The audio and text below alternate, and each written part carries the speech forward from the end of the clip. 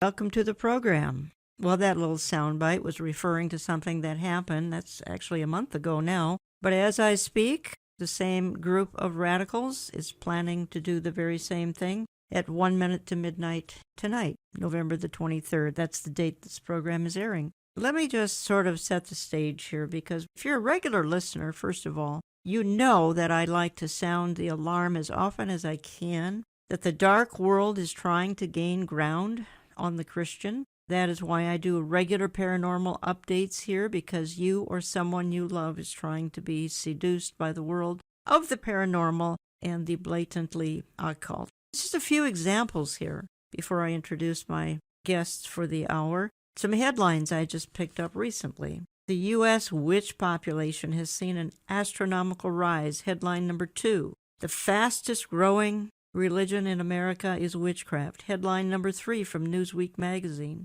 A number of witches rises dramatically across the U.S. as millennials reject Christianity. Headline number 4 from LifeSite News. Witchcraft rising as Christianity declines. Headline number 5 talks about the statue of Moloch outside of the Colosseum in Rome, and we'll spend a few extra minutes on that. Explain what it is and what it means, and what on earth is the statue of Moloch. If you're just going through a grocery store line, you're going to come across spellbinding books. You'll find one that's the official Harry Potter spell book.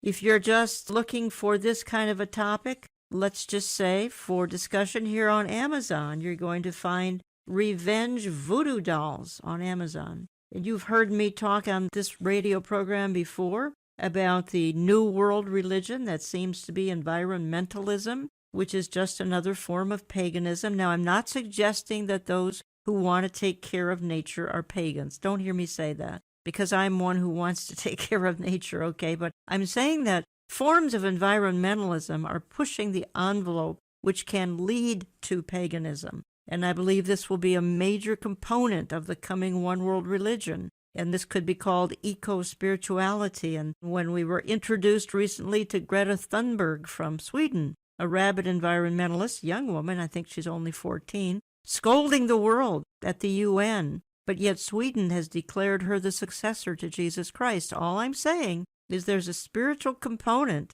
to some of the things going on in environmentalism related to nature, etc. I came across recently a children's book of demons. I'll talk more about that in just a little bit later. You already heard a clip of those who are wanting to put a binding spell. They did so right before Halloween. As I said, coming into the program, I'm going to do it again the evening of November the 23rd. That's when this program begins airing. Some other things I want to cover while we have the time in this particular hour is that when we do talk about this topic, I like to bring into the studio with me two people who I think are experts, and one would be Jill Martin Rishi, daughter of Dr. Walter Martin. Jill, thank you for coming in today. Thanks for having me, Jen. And Eric Barger is going to be with us for the hour as well. Eric, thank you. Good to be with you again, Jen. Let me just ask you both, as I just went over that lineup, and we'll hit some of the sort of bullet points of these topics as we move along here, but of this lineup, it took me 5 minutes to get through just some basics here.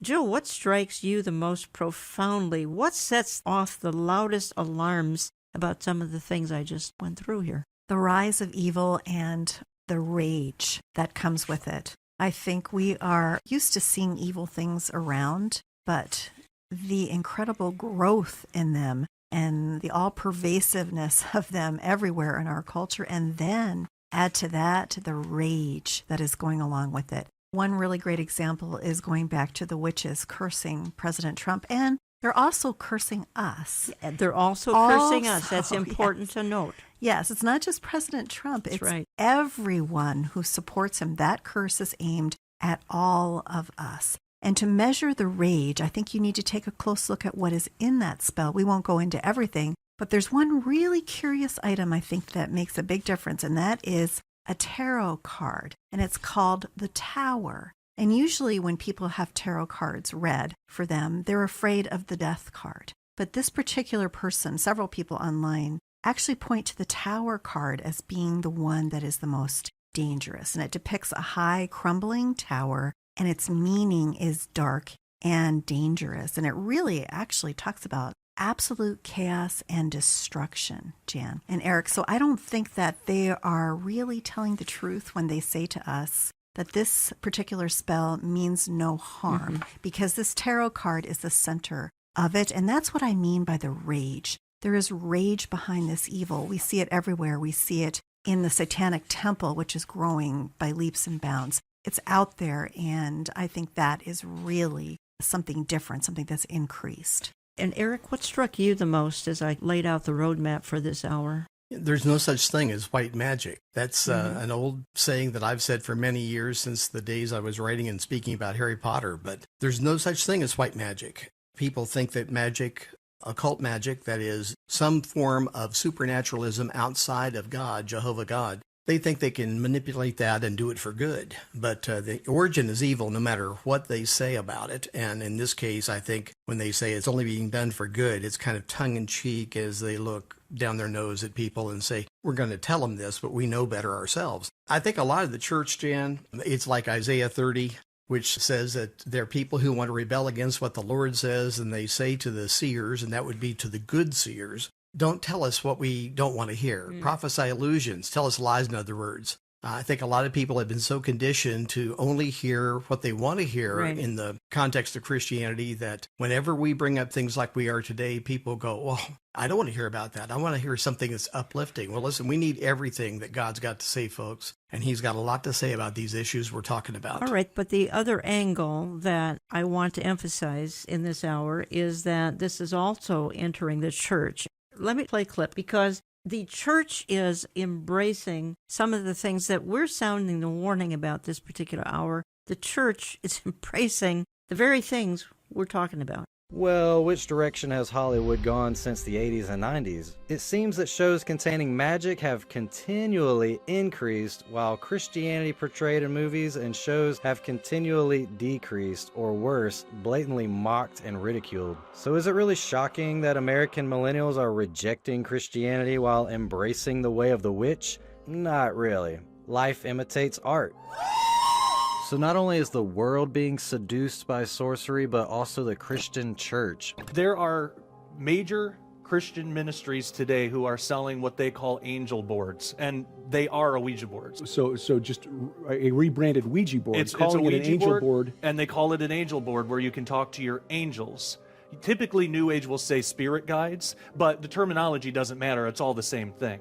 There are tarot cards. They won't call them tarot cards. They'll use a different names, but there are tarot cards that are being sold through major Christian industries right now. Those are just the extremes. It's creeping in more subtle ways that, as Steve said, it absolutely is infiltrating our churches, and it's stealing our children. That's our friends over at Skywatch TV. Jill, you ever think you'd see the day? No, I knew it was getting worse. And I know my father used to preach about this back in the 60s and 70s, how churches prefer soft lights, soft music, and even softer sermons. So there was a lack of fire there, and perhaps what Jesus is referring to by churches that are lukewarm. And unfortunately, without that, there is no desire to go to battle. And so now all of these things are being developed. People just seem so attracted to, drawn to the New Age type things, the tools of the occult that would help people communicate to a dimension that really is full of only a terrible evil that wishes to destroy them. Eric, go ahead. You know, this reminds me, I'm sure that Dr. Martin would say if he were alive, how is this going on? And I know the way he would preach about this, but it does remind me of the way that when Rome sent missionaries, especially we think of South America, Mexico, down through there, we know about what happened there. They would come in and they would preach their brand of Christianity, and then the natives, the pagans, would be told they can keep their religion too, as long as they have what Rome was teaching as well. So they mixed it together. And I think this is what we're doing today too. In evangelicalism and in Protestantism, we're deciding that we can somehow have all the trappings of the occult world, but if we Christianize it, we can smile and say it's okay. Somebody sent me a picture, and I referred to it in the intro here. You can find a spell book in your grocery store checkout line, the unofficial Harry Potter spell book as you're checking out of your groceries. How many programs have the three of us done? Either blatantly exposing Potter or at least emphasizing the fact that it's influencing children to be comfortable with the paranormal. A lot. Yeah, a lot of programs. I mean, it's pointing them to a power. I mean, that power is real. Yeah. We all know it's real. The thing that is so sad is that it's the far weaker power. God is the great power. Satan is just a creation. And it's sad that they are being drawn to this darkness to the point where their lives are being completely destroyed. Well, Jill, I want to refer to an article you wrote. You wrote it for our e-newsletter. This is a month ago now. And the title was The Encroaching Darkness. And we can't read it, folks, but I certainly can highlight some of the things that I think we should just talk about, at least for a few minutes here, because it was a powerful article. You kind of introduce it saying, what is happening to the world around us? Someone poured gasoline on the very dry tinder of the human heart, and our world is on fire. Evil is good, good is evil, Satan is alive and well on planet Earth. You talk about some other things, and then you go into a story that was really big back in October, a full month ago now. Amazing story. The world's largest Ouija board. Nothing to be joking about, to be honest. Nothing to be joking about. It's called Ouijazilla. Again, you can see some of these things visually on the radio version of our YouTube, on our YouTube channel, Jan Markell's Olive Tree Ministries. And we put a picture of this in the e-newsletter. Folks, sign up on my website, olivetreeviews.org, views.org, olivetreeviews.org. Just go to e-newsletter, put in your email, and you'll get these once or twice a month. We put in a picture of this, Jill, of this huge Ouija board. Talk to us a little bit about what's going on behind the scenes here and the consequences of a Ouija board that is 400-pound pointer. Just the pointer alone is 400 pounds. Right. A monstrous 9,000 pounds. Mm-hmm. So I think they said the size of 4 full-size semi-trucks. 5 full-size semi-trucks, yeah. They said it's heavier than an elephant, longer than a brontosaurus, and nicknamed Ouijazilla. This is got to be, I think, the largest tool of the occult that Very well said. I've ever seen on this planet. I mean, you might point to the Palmyra Gate as a large tool, but it's not used the same way. The one that we were talking about that led to the Temple of Baal that travels the world and sits in large cities. This is even larger than that. I mean, it's huge. And it's the brainchild of a man named Rick or Mortis Schreck, who is the vice president of the Talking Board Historical Society. That's just right outside Salem, Massachusetts. Appropriate, yeah. He was going for a Ripley's Believe It or Not record. But I think it's far more than that, being that he is the vice president of that particular society. The funny thing is we heard about it going up. We heard that it was there. But, we never heard anything about it doing anything. There is not a single news story out there that particular Ouija board had any power whatsoever. And I know you and I talked about that, Jen, when they were building it. Is it really possible that the Lord would allow something this large to work? And I think we did not think that was going to be the case. Eric, your thoughts when you heard about Ouijazilla? Certainly just another PR campaign by the occultist. Ouija boards, at least this is the way I view it, they're a very personalized thing. They speak personally to people. The spirits that are behind them are speaking personally and giving people information that they think that no one else has but just them. And suddenly when they're given it back, in other words, when they hear it coming back from a Ouija board, then they begin to believe that if they follow that, well, that's a spirit that knows all about me, so I just follow along with it. They really don't understand what they've gotten into. And our human nature is that we're drawn to the mysterious in so many ways, and many just think it's a game. And just like a trip to the local psychic, though, they come back away from that experience with something way more than they expected. And in this case, more of a PR thing. But it just shows that this is not in the back room of some occult bookstore on a side street in a major city. This is out in the open. It's all over the internet and certainly in news services, too. We see these things that are going to grow and become bigger, and I don't mean just the Ouija board itself in this form. And the Satanic Temple, whose headquarters are in Salem, they work hand in glove with this Talking Board Society. So that tells you who some of the people are surrounding the whole phenomenon. You're exactly right, Eric. This is a huge occult publicity stunt. But I also think, too, that they maybe secretly were hoping for some kind of demonstration of power. You're listening to Understanding the Times Radio. I'm Jan Markell, and I have in studio with me 2 guests for the hour. Familiar voices of Jill Martin Rishi, a daughter of Dr. Walter Martin. She's actually authored a 700-page book, The Kingdom of the Occult. You'd have to find that at a Christian bookstore. And Eric Barger from Take a Stand Ministries, and Eric has a It's kind of an occult-oriented book as well. The title of that, Eric, is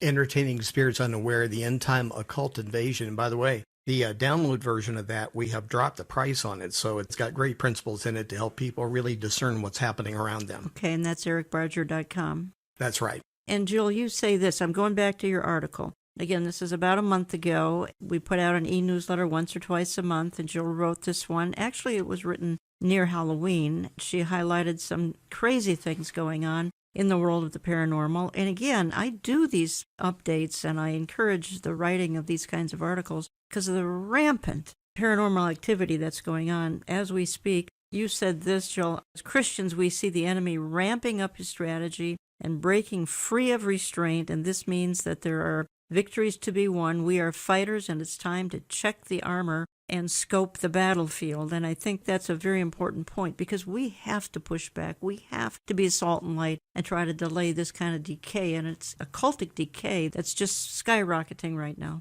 And it's coming for our families. Exactly. It's that's coming for us. For those we care about, friends, family, coworkers, people we care about, they can't see it. No, and I went to a Christian school pretty much my whole life. There was stuff like that going on there. I learned all about the Ouija board at my Christian college. There you go. Everyone was using the Ouija board, and I thought this has to be innocent. Christian college kids all using it. Or how many kids have tried to talk to the dead based on what they read in Harry Potter? That had a huge influence on our culture. Look at all the magic movies and magic books that came after. So really a sad set of circumstances. One thing I did want to say, though, in regards to the magic resistance, the witches that are coming out against everyone, is that an undeserved curse will never come to rest. That's good. That's what Proverbs 26:2 says. None of us deserve this curse, and they are really wasting their time doing it. That's a good reminder. And the power of Jesus Christ is far stronger. So that's why part of our weaponry, some people have Facebook pages,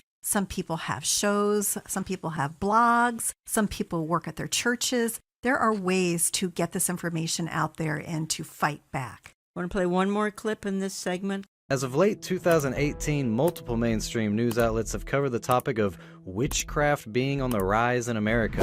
All hail to the guardians of the Eastern Watchtower. It's estimated as many as 1 million people identify as being a witch in the U.S., with 20% of that population to be in New York.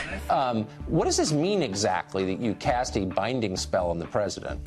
So we're here in Brooklyn, where a group of pagan witches have gathered to place a hex on the newly confirmed Supreme Court Justice Brett Kavanaugh. One article says that the witch population has doubled in the decade as millennials cast off Christianity. New York Post says, So why has witch popularity doubled? Perhaps it's because millennials were raised on Harry Potter. Or maybe it's because of the rise in popularity of yoga and meditation, researchers suggest. Regardless, millennials have embraced astrology and the supernatural, even if they aren't quite sure why. In fact, Stella Bugbee, editor-in-chief and president of The Cut, told The Atlantic that their horoscope content traffic increased 150% from 2016 to 2017. I tend to agree to the old saying, life imitates art. It's not hard to see that the masses follow pop culture trends that appear on the American Idols of Hollywood. Even in my own life, when I started searching for truth, I was drawn to witchcraft. The Craft was one of my favorite movies in high school, which probably had a big influence on my interest in Wicca. The movie is based on 4 high school hotties that start dabbling in the craft and make it look like lots of fun, changing the color of their eyes and hair, turning red lights green, and levitating off the floor. Of course, this is only one of hundreds of movies and shows that glamorize sorcery. Looking back now, I can see the paganism seed was being planted all throughout my life growing up. Cartoons like He-Man And the Masters of the Universe. and Captain Planet are laced with components of magic, sorcery, and calling upon the elements. That's YouTuber Light Exposing the Darkness. Folks, you can see this on the radio version of our YouTube, on our YouTube channel, Jan Markell's Olive Tree Ministries. Eric, horoscope increased 150% between 2016 and 2017. Again, I think the point is obvious. Even though it doesn't work. Yeah, But if doesn't you work. if you That's right. think it works, if it just works once, in other words, if something is predicted and then it takes place, well, it must be all the time. And we know that's not the case, and that's been clinically proven. But, it used to be when I was a child, now that's a long time ago, It was kids went to a party and somebody said, hey, I know how we can levitate somebody, and that was about all you had to deal with. But today it's a whole different thing because Satan has proliferated all these different catches that will catch people, these hooks that will hook. And he's got a hook for everybody. If you open yourself up and you decide you want to get into this, there's going to be a way for you to get into the world of the occult. And once you get in, it's a lot harder to get out. It's almost like Hotel California. I want to change topics here a little bit, go into another area that I think we need to spend just a moment on. A couple of things, as a matter of fact. Jill, outside of the Colosseum in Rome, now it's for a minute, let's just remember what happened in the Colosseum in Rome. So many Christians were martyred in that location. The Colosseum is owned and run by the Vatican. As we speak, and until next spring, sitting outside the entrance, not in a corner, not in a place where the lights are turned out, but as folks enter the Colosseum, is a giant statue of the demon god Moloch. And is welcoming visitors into this Colosseum where unspeakable things happen. Going to be there through, I believe, next Easter, next spring sometime. What Moloch did, or what the people did to honor this god Moloch, is so horrific, it's almost unspeakable, even on the radio. Why do you think the Vatican, Jill, would want any association with Moloch sitting into the entryway here of the Colosseum in Rome? I think all we need for that, to really understand that, is to go look at what Pope Francis said about Islam and Christianity, that basically it needs to be syncretistic. It needs to all be one belief. We have to tolerate each other, that the God of Islam is the God of Christianity. So that tells me right there that he's throwing wide the door to these deities. He's been caught in several different media events where there have been pagan goddesses worshipped. And now you have Moloch sitting in front of the Colosseum. But do they get any worse? Do they get any worse than Moloch? Well, that's pretty bad. Yeah, Moloch is pretty bad. Although the other goddesses that he was sitting with as they were worshipped, they were bad. But Moloch is the one that, if you look in Scripture, his statue was set up outside of Jerusalem in the Hinnom Valley, so that the Bible says that the ground was soaked with blood. The Hinnom Valley is outside the old city, the old boundaries, and right across from the Dung Gate, which is quite appropriate, I think, for geographical location to Moloch. It's horrific. Now, the statue that's set up there is a movie statue. It was created by someone who actually was deep into occult magic decades ago. And that particular statue was used on the movie set, and now it's been transported outside of the Colosseum. Unbelievable to see it, and it's a pretty graphic image of Moloch. Something very bad is happening on the international world stage. The rise of power, the rise of Satan's power. It's out there and more blatant than ever before. Eric, your thoughts on this god Moloch, the statue Moloch outside of the Colosseum, and the Vatican connection? Jen, you asked Jill if it could get any worse. I'm not sure. And when you begin to compare one evil god to another, a statue, something that represents an evil god, to another, it's like, which one? It's pick your poison. It's awful. And the Vatican, by this being set up where it is, the Vatican is in complete control of that property. It's up to them to say yes or no to this kind of thing. They've said nothing. And that should tell us a lot, because this is like, there couldn't be anything more vile in the sight of God than this thing that represented what it represented and continues to represent even in our day. Yes, in our day, it's represented by abortion. Probably enough said there. Go ahead, Jill. One more thing about Moloch is, all we have to do is go look at Deuteronomy. Exactly. And God named who Moloch is. Moloch is a demon. That's who he is. And that's who all the rest of them are. And they are evil through and through, Eric. You are so right. That kind of evil, for it to be on the international stage, is almost incomprehensible. Yeah. It is. A few minutes ago, I pulled up Deuteronomy 18 and had it on the screen in front of me because I knew we were coming to this. It's right there. It's in the 9 forbidden practices of the occult that I write about in Entertaining Spirits Unaware. In fact, it's the very first one in Deuteronomy 18, verse 10. Let me just say, going out of segment 1 here, that we do have CDs and DVDs of Understanding the Times 2019. Speakers J.D. Farag, Robert Jeffress, Amir Sarfati, Jack Hibbs, yours truly, Lori Cardoza-Moore. Interviews with a number of the speakers as well. You get 6 features in the CDs or DVDs. Give my office a call if you'd like. Check out my store, olivetreeviews.org. Views as in viewpoint. Sign up for our various newsletters. Already referenced the e-newsletter with Jill's fantastic article from a month ago. Print newsletter where these items will be offered. That's all I'm going to say about that, other than hang on to the date of Saturday, September 26th, 2020 for next year. We'll say more about that going into the new year. Right now, I want to take my first break of the hour. When I come back, we're going to continue this discussion. We've got some things to hit on yet. I think you'll find them a little bit on the stunning side. Back in just a minute. We always enjoy feedback from our audience. Write to us through our website, olivetreeviews.org. That's olivetreeviews.org. You can call us Central Time at 763-559-4444. That's 763-559-4444.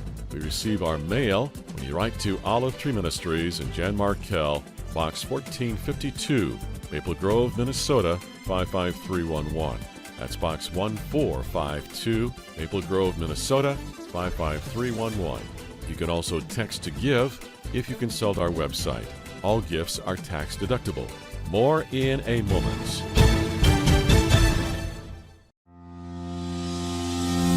Welcome to Understanding the Times 2019. Joey, where are you from? I'm from Downingtown, Pennsylvania. I'm from Chicago, Illinois. We're from Still Bay in South Africa. Orlando, Florida. Alca, Nevada. The great state of Texas. I'm with Deb and Ginger, and they have made this a girls' day out. Yes, we have. We've been coming for about 20 years. Is this your first time here? It's my second time. How many conferences have you been to? 3. I think 4 or 5. No, this is our first trip here to Minneapolis, and strangely enough, we love the weather. The minute we leave, we're looking forward to next year. What struck you most? How relevant this conference is and how relatable it is to our everyday lives. I had no idea that so many pastors didn't believe in the rapture and that 98% of them ignore the prophecies in the Bible. I wasn't aware of any of these things a year ago. I think the thing that's impacted me the most is the speakers that are here today. It's just really exciting to see them in person. I listen to them all the time, so I feel like I know them. I would crawl through broken glass to make this conference. The rise of the supernatural without Jehovah God. I think this is all an end times thing. Yeah. I believe the rise we're seeing today is related directly to the days that we're in biblically, that we're in the end times. We see these things happening. It doesn't shock me that we see the world running after these things and the publicity that's going on with it. Since you lead busy lives and can't always be near a radio, we offer electronic listening under radio at our website, olivetreeviews.org. You can download the oneplace.com mobile app, and you can watch the program on our YouTube channel if you're visually oriented. Find it under Olive Tree Ministries and Jan Markell. We don't share information contained in today's programming to scare you, but to prepare you to go into spiritual battle as we face last day's opposition from a defeated foe. Now here is Jan, Jill, and Aaron. Melissa Madera is a self-proclaimed witch, and she's been casting spells for New Yorkers for years. But since the election of President Donald Trump, she says she's been using her magic a little differently. I'm very, very pleased with the results we've been getting. Earlier this month, Brett Kavanaugh was confirmed as a justice to the US Supreme Court. That's despite being accused of sexual assault in the 1980s. So on Saturday, Madera and a coven of other witches met her at her Brooklyn bookstore to put a spell on Kavanaugh. There was a lot of rage in the community following the hearing with Dr. Ford and Kavanaugh's confirmation, and we wanted to give people a chance to engage in a little bit of direct action through spirituality with us. But Madera's tactics haven't charmed everyone. She's received death threats and people have protested outside her bookstore. She hasn't shared how the witches cast the hex, but she believes the spells are helping to expose injustice in the Trump administration. Every time we've done it, we've seen new information come out about whether he's been engaged in tax fraud or Russian collusion or fraud with the election and stuff like that. Every time we do it, more and more comes to the public eye. Welcome back, Jill and Eric. One point I have here is what we're talking about, these witches casting spells. This has gone on for literally centuries. This is nothing new. What is new is its headlines in major periodicals, publications. Fox News covers it. Tucker Carlson features these people, and they talk about it around the world. This has not been happening perhaps the last 3 to 5 years. This is literally in headlines. These people are almost heralded and celebrated. That's what I see as different. This is a war in the heavenlies. Yeah, there you go. It really is. This is similar to, I think, I don't have personal knowledge of this, I'll be clear, but I think all we have to do is go to Daniel and remember the delay. Daniel was praying. When the angel finally appeared to him, he said, what? I've been delayed by war in the heavenlies. So we as Christians, right, people of the Word of God, we as Christians know we live in a supernatural reality. What I think is astounding is how that supernatural reality is breaking into the mainstream media. That to me is just absolutely amazing. I think that's my point. All these clips, and they're prevalent on YouTube, of course, which is kind of the modern venue for people who want to keep up on news and don't care to turn the television on. And every other video is topics like we're talking about. Eric? I see it like this, Jan. The rise of the supernatural without Jehovah God. I think this is all an end times thing. Yeah. I believe the rise we're seeing today is is related directly to the days that we're in biblically, that we're in the end times. We see these things happening. It doesn't shock me that we see the world running after these things and the publicity that's going on with it. Nor should it shock me that God is also on the move in a very dramatic way. And that's a great thing because wherever evil raises its head, as long as the Christian is willing to stand up and speak up for the truth, God is on the move. And certainly he's on the move regardless. But the good things happen when we stand against evil. I've said that for a long time about spiritual warfare. And it's end times. Really good point. Jill? The thing that is amusing, and I look at this as the irony of God, if we listen to what that particular witch was saying, that she was so pleased with the results. And pleased with the results. Yes, and every time she cast a spell, they found out a new piece of information. The only problem is that all 3 pieces of information that she listed are not true. That's true, yeah. They're fake news. I just look at that as the irony of God, that he is the creator, the greatest power on earth, and Satan simply cannot ever compete. I'm going to Newsweek magazine now, and I introed the whole program giving some headlines. Newsweek, number of witches rises dramatically across U.S. as millennials reject Christianity. That matter, replace U.S. with Western world. Newsweek article says the number of witches and Americans practicing Wicca religious rituals increased dramatically since the 90s, with several recent studies indicated there may be at least 1.5 million witches across the country. Trinity College study conducted in 1990 estimated only about 8,000 Wiccans in the U.S., and that's 1990, but the increase has been led by a rejection of mainstream Christianity among young Americans, as well as the rise in what we're talking about here. With 1.5 million potential practicing witches across the U.S., witchcraft has more followers than the 1.4 million mainline members of the Presbyterian Church. And then someone speaks into the article saying, plus Wicca has effectively repackaged witchcraft for millennial consumption. No longer is witchcraft and paganism satanic and demonic. It's pre-Christian tradition that promotes free thought and understanding of earth and nature. Let me use that to morph into something that I want to talk a little bit about for a few minutes anyway. And let me address this first to Jill, and then, Eric, please, I want you to weigh in as well, because the new world religion, to me, appears to be environmentalism. Earth Day came along in, I think, 1972, interesting, on the same day as Lenin's birthday. So Earth Day came along in 1972, seemed rather harmless. Now it's become a new form of paganism. It's become almost eco-spirituality. Jill, talk to us for a few minutes about eco-spirituality. And then I want to refer to Greta Thunberg, who absolutely ignited the world back in late September at the UN. This whole incredible rise of eco-spirituality that we are seeing is rooted, of course, in New Age spirituality. And Jen, in the last days, it's a fulfillment of Romans 1:18 through 25. They exchange the truth of God for a lie and worshiped and served the creation rather than the Creator, who is forever blessed. That is what is at the heart of this. With the rise of Satan's power, the growth of New Age movement, now you see bursting out of that New Age spirituality or eco-spirituality. And that is where they consider all is one. They are wrapped up in monistic pantheism.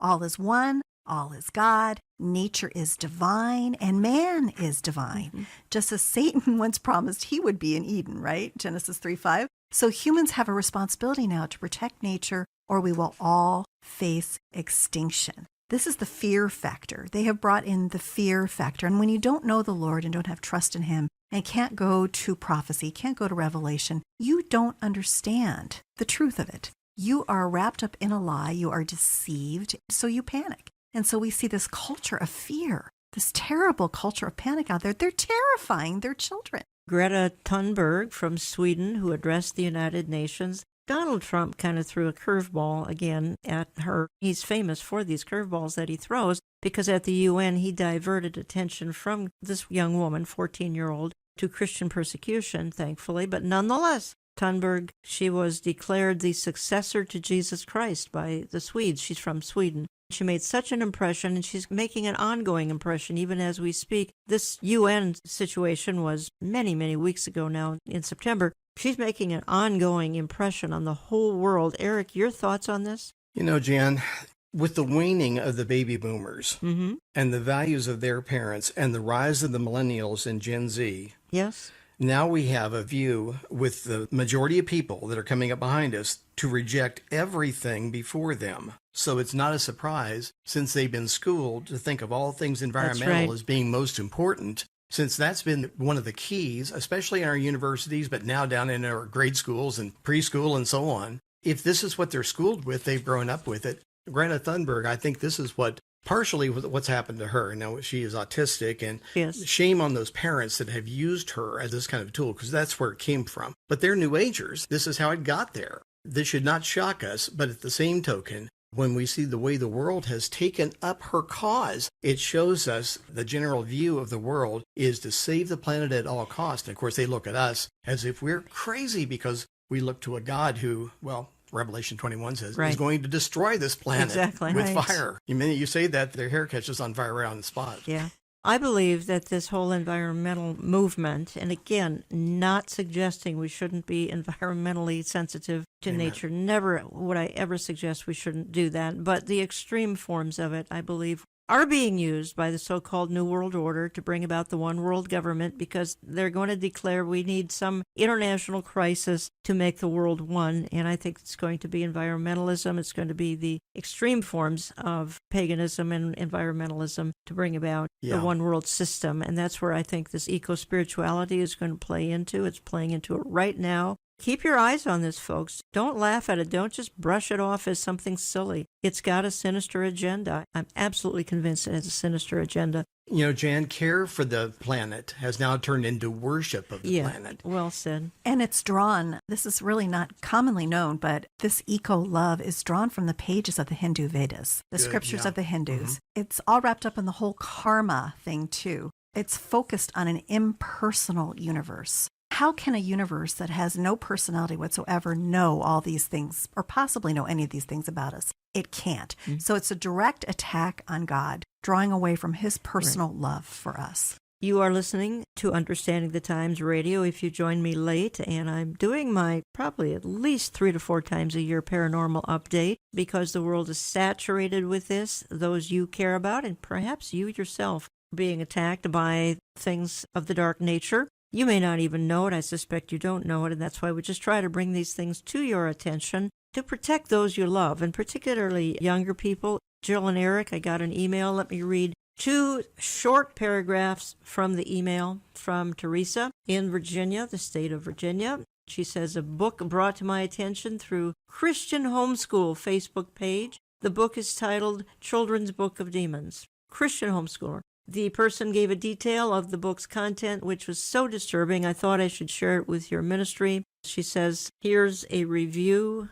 someone who's reviewed the book. Apparently, please know this isn't like me to post things like this, but I couldn't let this one go. Some friends and I were in a bookstore tonight, in the children's section, I might add, and we found this new book. Now, I couldn't put it down without investigating more. One review on the back said I was summoned to read the book, and another says I wish I had this book as a child. I could have been harnessing their supernatural powers for my own benefit. Upon opening the book, there is a new demon on every page with a bio on his abilities and whatnot. Now, most of them are silly, like this one does your homework and this one makes you sick so you can stay home from school. But then there are some with the ability to possess children's toys. One more sentence here. I cannot believe we have become so desensitized to evil and to witchcraft that there are literal books geared towards children to teach them how to summon demons. I then went over to Amazon to look this up. Indeed, it exists. Children's Book of Demons, it's called, a paperback. It says, don't you want to take out the trash tonight? Maybe you're swimming in homework. Perhaps that big bully is being a real drag. Well, grab your colored pencil, drawing skills, and dial up some demons. Be careful, even if these spirits are more silly than scary, they are still demons. And their Publishers Weekly praises this book, A Children's Book of Demons. I could go on with testimonials praising this book titled A Children's Book of Demons, so that children can summon up demons. Eric, your thoughts? The book belongs in the trash. Take out the trash now. It's just more blatant. I said years ago, because of the rise of the occult in Great Britain that we saw very well documented when Harry Potter first came out, it won't be long before now there's a proliferation of a lot of other authors, a lot of other movies that are going to be aimed at younger kids that are going to draw them that direction. And certainly we watched it happen. And I have a picture of the cover of this book. And folks, if you want to watch this particular program on our YouTube channel, we'll show you the cover of this book, this Children's Book of Demons. You'll be shocked out of your mind when I show you the cover. You have to go to our YouTube channel. It's Jan Markell, Olive Tree Ministries, and we'll show you what we're talking about. Jill? I think it's very significant that in the Gospels, 3 out of the 4 Gospels, you see a large part of them focused on Jesus' earthly ministry, right? And who is he dealing with? He deals with casting out demons. And he tells us specifically in Matthew what it is a demon wants. It's fascinating to see that. And when you look at it, you have to say, why? Why was this portion of the gospel set aside for this? It's because it is real. And because the power is rising, and it is because we as Christians are going to need to fight against it. Jan, in the first segment, I said that a lot of Christians just want to hear nice, fluffy things. Last Sunday morning, I preached on spiritual warfare in a church, and I do that often, but I made the statement that if you don't believe spiritual warfare is real, and you don't believe it's anything to be worried about, then take a knife or take a razor blade and cut the book of Mark out of your Bible, because it'll be of no good, because that's the central theme of the book of Mark is victory over the devil. You want to communicate with my 2 guests for the hour? Reach Jill Martin Rishi at waltermartin.com. She's the daughter of Dr. Walter Martin, waltermartin.com. You reach Eric at ericbarger.com. Jill, one more topic before we head into another area here in the close of the program. And I came across this online. I even posted it to our headlines, and we do that, folks, 6 days a week if you'd like to. Go to olivetreeviews.org. I posted this article about the occult roots of the whole drag queen phenomenon, which was fascinating. No surprise to me. How about you? No, it's scary, I think, from the standpoint that you would not necessarily expect this level of darkness. Yes, they're dark, and yes, they're lost in sin, but you would not expect this level of targeted evil. Targeted evil. Targeted evil, yeah, and it is targeted. There's a recent article in missionamerica.com, and in it they actually, and they actually point to the San Francisco-based Satanic Temple, and we were talking about the Satanic Temple involved out in Salem, which is where their headquarters is, but this takes place in San Francisco. They say that they have a large number of LGBTQ identifiers, and so much so that they hold what they call pink masses that reach out to this group. So what is really frightening, though, I think, is that the leaders of this group have said that they will fight Christian conservatives to the death. So there is a root of Satanism here showing itself in the drag queen community. And as I said, it's detailed in this article and quite fascinating and quite alarming. You can Google that, folks. The occult roots of the drag queen whole experience. Fascinating story. My thanks to Linda over at Mission America for exposing that. Jill and Eric, I just want to morph a little bit while we still have time, because a fascinating book that your dad wrote back in the 1960s, you have updated. And I think the original book came out in the mid-1960s, The Kingdom of the Cults by Dr. Walter Martin, which you have now updated considerably. But I think a fascinating angle to all of this is that back in the 60s, he couldn't even find a publisher. Now it's a classic, and not only that, it's an 800-page classic, which many, many people have in their library. Why couldn't he find a publisher back some 50 years ago? Right back then is where we started to see the rise of evil, the rise of the occult. And you saw it in a lot of atheism and agnosticism that came out. You would think in that climate that there would be more publishers open to it. But as we have all experienced, sometimes with publishers, they look at it as kind of a hot potato. And they don't necessarily want to be the ones to throw it out there in the public. But And this is cults. I know. More than occult. This is cults. I know. And it was that way initially. But then Zondervan did come alongside my father, and not only did they publish this book, but he was actually the editor for their department on cults and the occult for many years. And they embraced it, did promote it, and it really took off. You wouldn't think that a book that talked about Jehovah's Witnesses and Mormonism and Christian Science and all of these things would be of great interest to the public, but it was because the answers were not out there. No one had gone to the original sources, and that's what my father did, is he went to the original sources and let them speak for themselves. Originally published 1965, and you've got Jehovah's Witness, Christian Science, Mormonism, Spiritism, the Cult of Antiquity, the Theosophical Society, Buddhism, Classical and Zen, Baha'i Faith, Unity School of Christianity, Armstrongism, the Worldwide Church of God,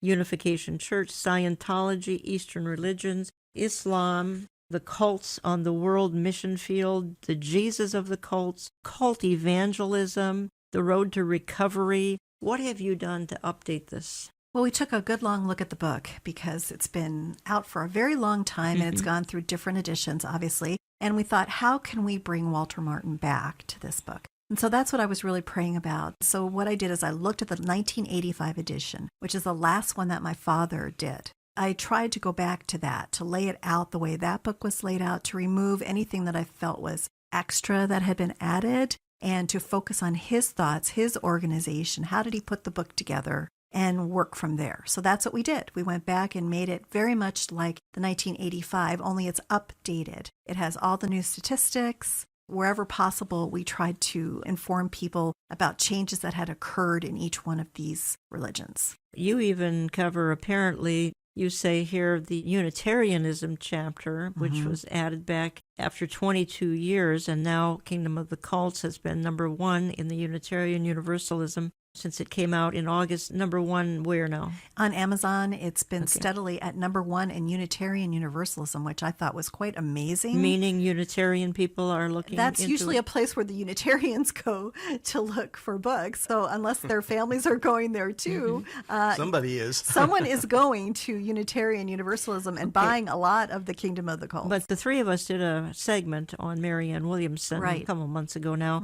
This ties into the theology in Marianne Williamson's Course in Miracles. Exactly. Unitarianism is really, if you want to take New Age theology, New Age spirituality, and give it a formal name, then you have Unitarianism, because it basically is the fatherhood of God and the brotherhood of man, only God is not who the Bible says that he is. They redefine every single term. They embrace this whole universe that has absolutely no love, no emotion. How can a non-personal universe know anything about us? And yet they say that it does. And then once again, they embrace things like karma. They bring all these things in. It's really something that's stuck around for a very long time, as Marianne Williamson's Course in Miracles shows us. This is, again, folks, an 800-page book. It's the classic, The Kingdom of the Cults, updated here in the last year by one of my guests, Jill Martin Rishi, again, the daughter of Dr. Walter Martin. Eric, go ahead. I remember Dr. Martin made the statement, it was the fatherhood of God and the neighborhood of Washington Heights. Right. Right. His ministry struck me so much, and really I'm in the ministry I'm in today because of the inspiration I received from him in the early days of my Christian walk. I bought Kingdom of the Cults about 1982, and I remember for years carrying my Bible and the Kingdom of the Cults in my suitcase. That's great. It meant so much to me. I've got it marked up from one side to the other. I can't wait to get the new version, by the way, Jill. And everybody should have one because it has the updates and you brought things back. And I love what you're doing with this. Yeah. It was the most important book in my life besides the Bible. And Dr. Martin's ministry, the most important ministry to me. Anything that reflects him in a deeper way, I think the church desperately needs today. So I really want to just put my testimony on it, that Thank you, Eric. what it meant to me Yes. and what I know this book will mean to others too. Thank you, Eric. That does mean a lot. I am just always amazed at what God will do if you're willing to let him use you. And that's what my father was. He was willing to let God use him in whatever way he chose to use him, even though it meant sometimes very difficult situations, a lot of hate, a lot of anger. In the end, it was all worth it when the Mormons would come up to him at the end of a Bible class and throw their arms around him and say, thank you for telling me the truth. And that's what this was all about, his life and this work. And Dr. Martin passed away in 1989, and he founded Christian Research Institute and was the original and only Bible Answer Man. Yep. Thank you. We're not carrying it, folks. One of the reasons is you almost need a weightlifting class to carry this book around because, again, it's 800 pages, so we're not carrying it. How can they get a hold of it? They can find it at waltermartin.com or any bookstore. Any that Christian would bookstore? Any How about- bookstore. How about online bookstores? Amazon, all Amazon kinds. has it. Yes, they Okay. do. And we are actually, for those who don't want to carry around a 8-pound book, we are coming out for the very first time with an abbreviated version, a short study guide of the Kingdom of the Cults. And that's coming out in January. In January. Yeah. And where will they find that? That will be everywhere too. So if you've got a local Christian bookstore, there still are some out there, folks. Some are closing, but many of them are still out there. You can check in your local Christian bookstore for the Kingdom of the Cults, and then you have a companion.